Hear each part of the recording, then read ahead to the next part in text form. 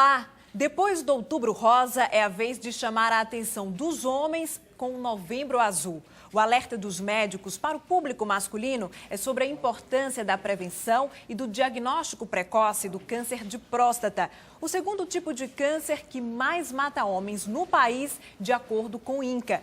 E a estimativa é de que somente neste ano sejam registrados 69 mil novos casos da doença em todo o Brasil.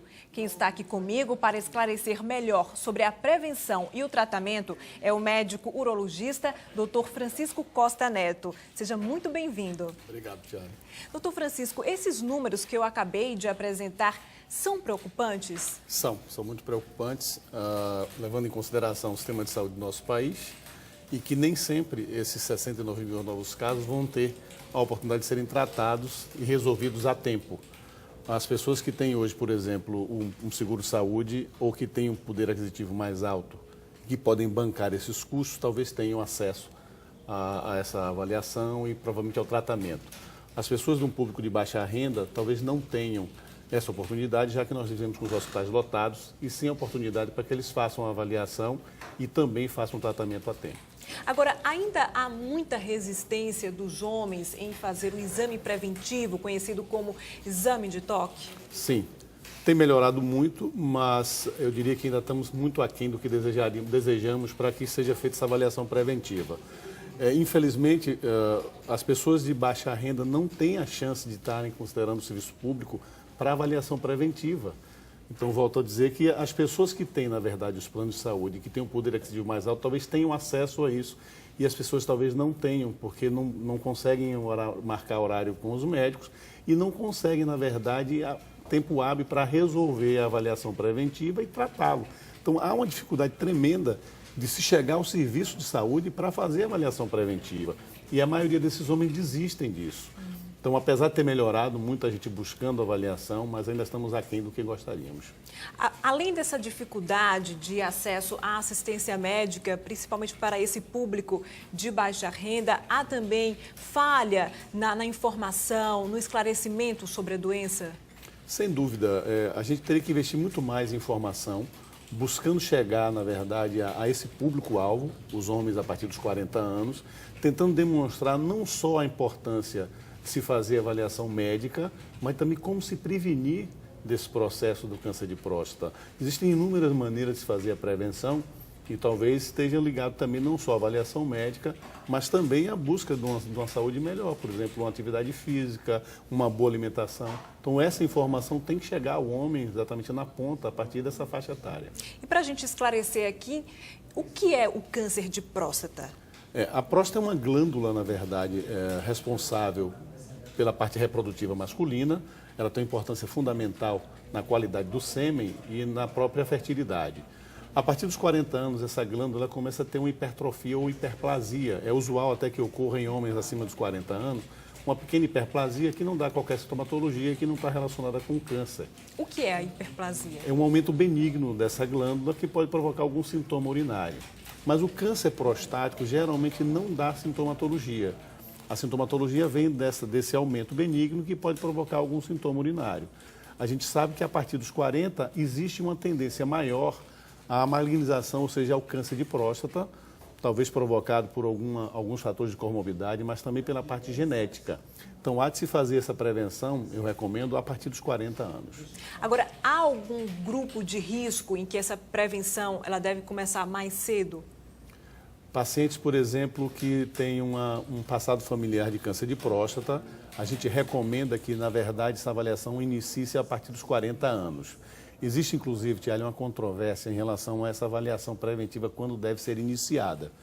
A Sociedade Americana de Urologia recomenda que, a partir dos 40 anos, qualquer homem, e se houver caso familiar, que isso ocorra a cada 6 meses. No Brasil, recomenda-se hoje a SBU que seja a partir dos 50 anos, anualmente, para quem não tem caso no familiar, e a partir dos 45 para quem tem caso familiar. Eu geralmente recomendo aos meus pacientes que seja realizada a partir dos 40 anos, tendo ou não qualquer passado familiar, e que também seja feita semestralmente se houver algum caso na família. Algumas informações sobre o câncer de próstata dizem que as pessoas negras fazem parte de um grupo de risco. Por que essa associação? Existe uma tendência genética da raça negra a ter uma predisposição maior.